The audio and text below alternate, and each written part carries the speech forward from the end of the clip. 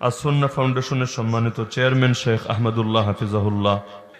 ব্যক্তিগতভাবে শেখের সাথে এটা আমার আজকে প্রথম সাক্ষাৎ, কিন্তু সরাসরি সাক্ষাতের তৌফিক এবং সৌভাগ্য আজই প্রথম হলো।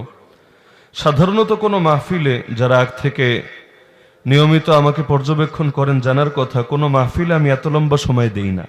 সাধারণত গাড়ি থেকে নামি স্টেজে উঠি, আবার স্টেজ থেকে নেমে ডাইরেক্ট গাড়িতে উঠি।